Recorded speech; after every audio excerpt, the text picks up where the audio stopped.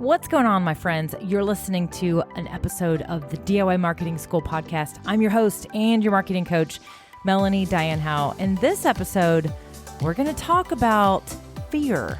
And the reason that you're not doing video or live video is 100% fear. So let me coach you through this.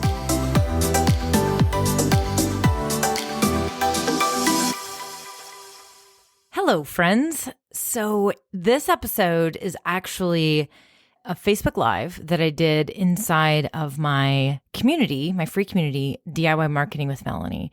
If you're not part of this community, by the way, you need to get in there. It's a bunch of DIY marketers, do-it-yourself marketers. We are doing it scrappy, but not crappy. We're learning how to market ourselves and our businesses, but we are not spending a bunch of money, and we're doing it without all the overwhelm. So this is a group where I love to just love on everybody and share all the tips. I am constantly tinkering and playing with things, and so I love to just share all the things that are going on. But what I love about it too is that the community, everybody supports one another. And so if you are somebody who is doing your own marketing, do DIY style, then join the community. So what I do is I do a lot of live Q&As, and I got some questions about Facebook Live or live video. And I got some really great feedback on this live Q&A, especially around the fear of going live. That in the initial part of the Q&A that I did, we talked about the fear of going live. And I got a lot of private messages, and I just got some really good feedback. And I thought, you know what? I think I need to share this with my podcast community, because I know that so many of you also deal with the fear of doing live video. And so hopefully the response that I gave to my community members, Derek and Chris, will help you think through, how you're approaching live video, but also hopefully this will give you a little bit of encouragement to step in to the discomfort of the fear of going live. And so there's a lot of little nuggets in here, so I wanted to share with you. So without further ado, here is my response to a two-tiered question from both Derek and Chris inside of my Facebook community, DIY Marketing with Melanie. Derek asked, do you think people will ever get over their fear of going live? Really interesting question. I think that people, I see people all the time that I know were terrified to go live. They would not go live. They were like, I'm not doing video, no way in hell. And now they go live all the time. And so I know people, it's very possible for people to get over the fear of going live, for sure.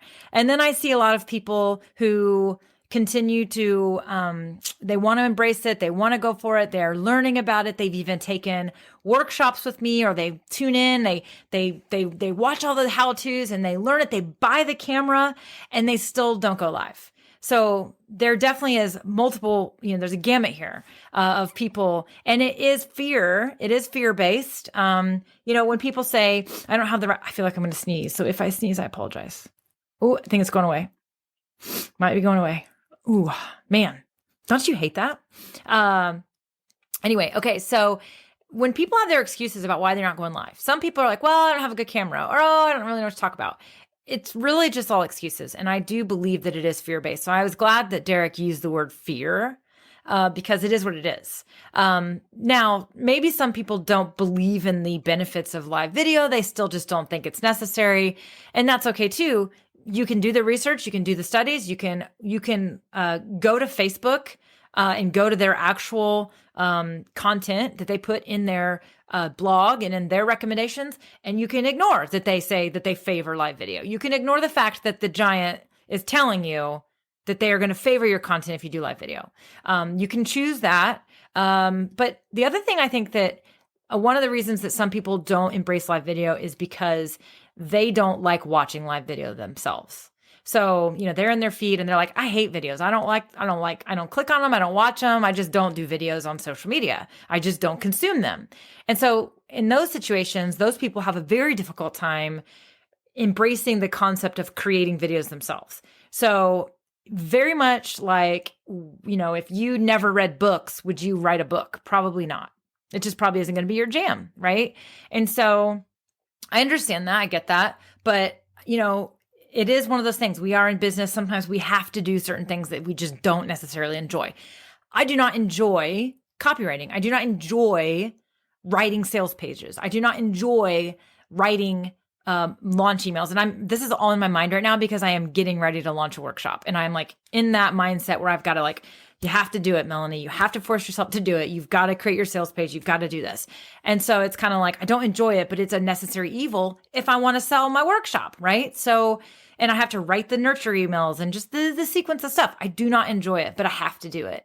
And so one of the other things is the same kind of thing is when it comes to, programs or workshops or courses or anything, and there's the sales page, right? Sometimes the sales page is like a mammoth of a sales page. I do not read it. I skim it. I'm like skimming.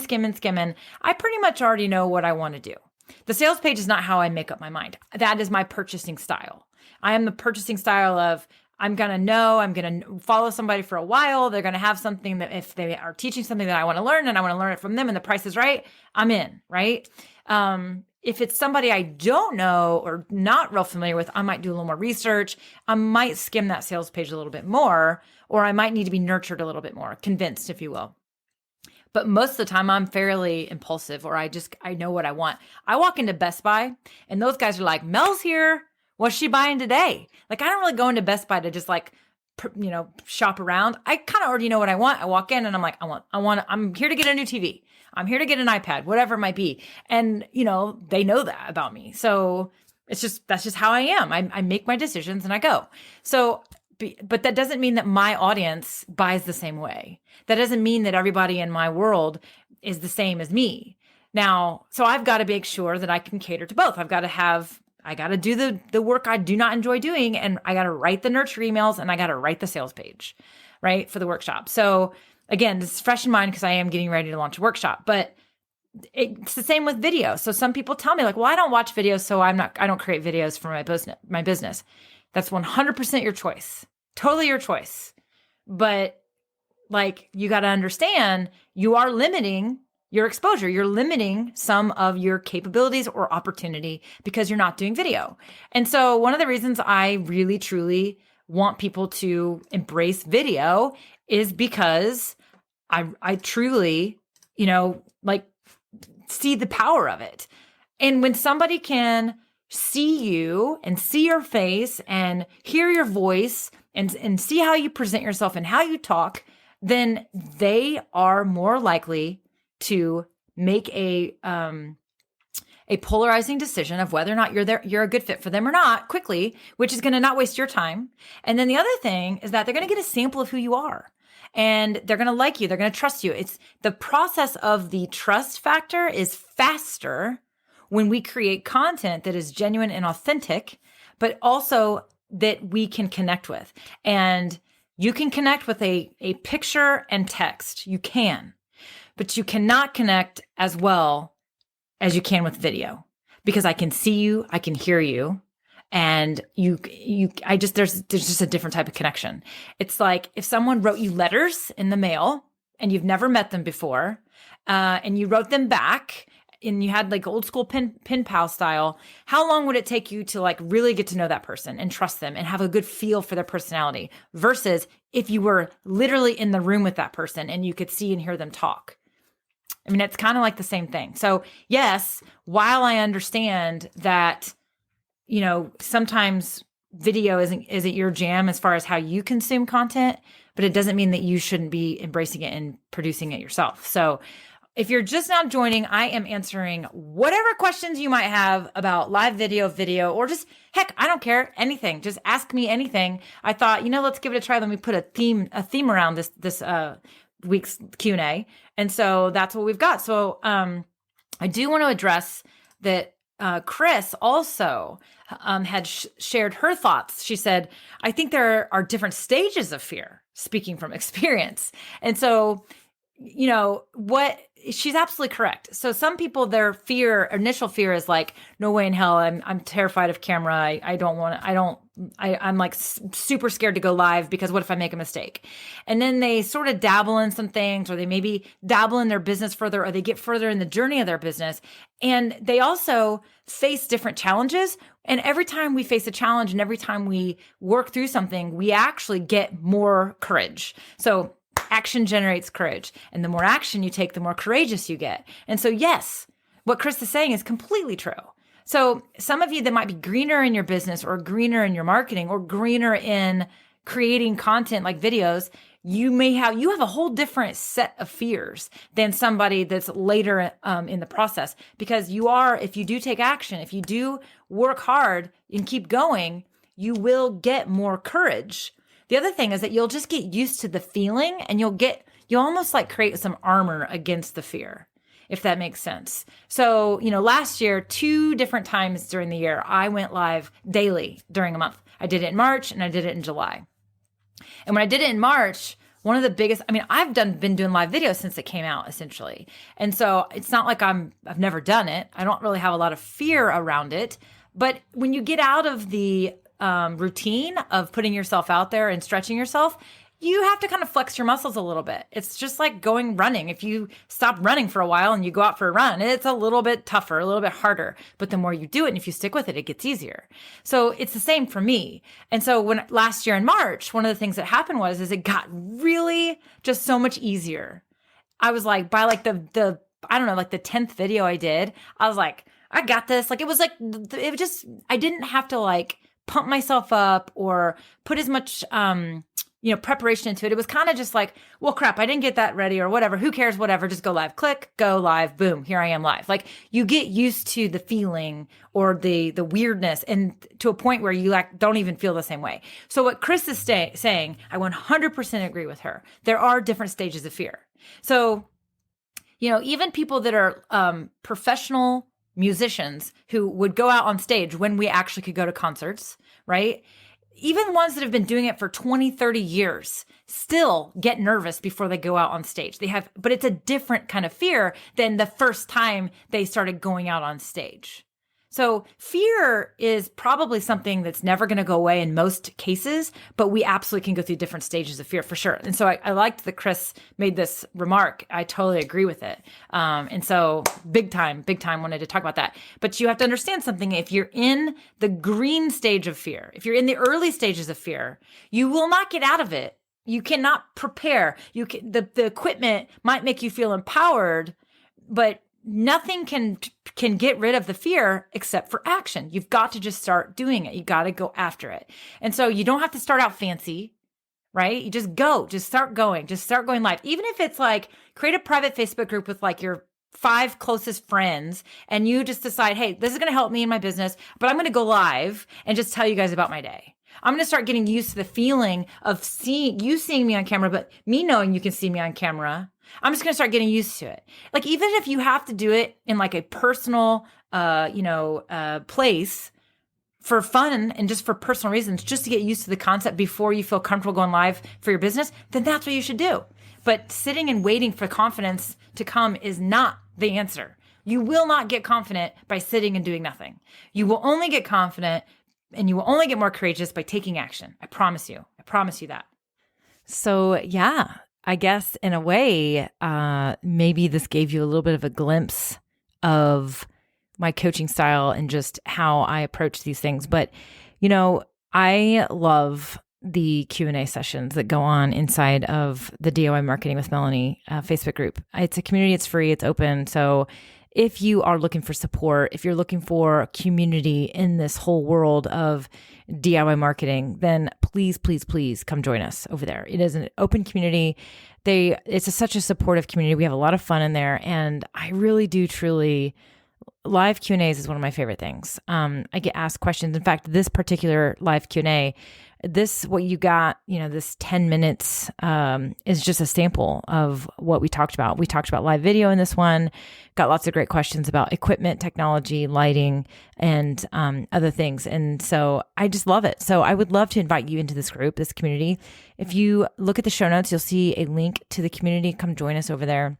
And if you're part of the community, then thank you. And thank you for being a part of it. And I hope that you are taking advantage of not only just posting questions in there and getting support from each other, but also taking part in these Q&As that I do. I love them.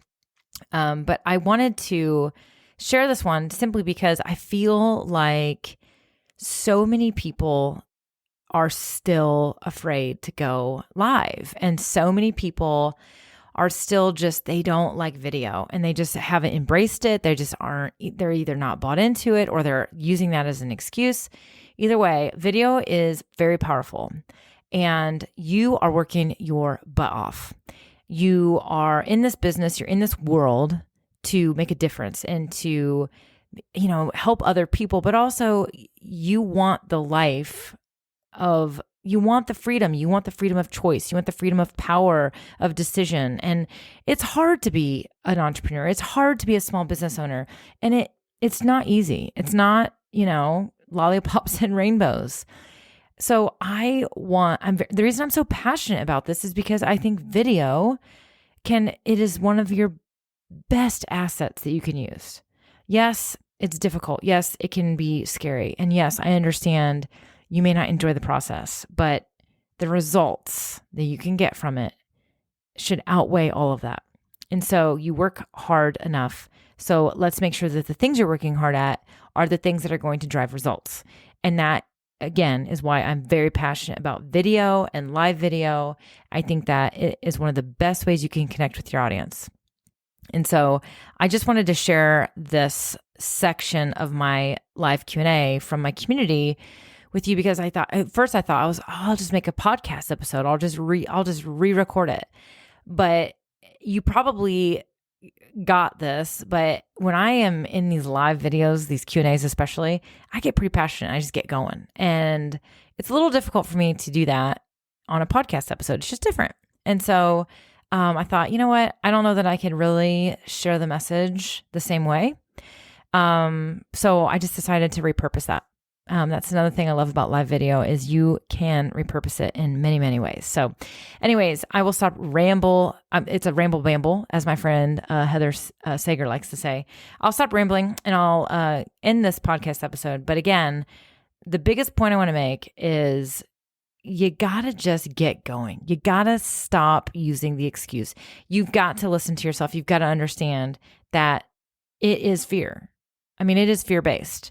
The results, the metrics, the giant Facebook is literally begging you to do live video and you're not doing it or you're not doing enough of it.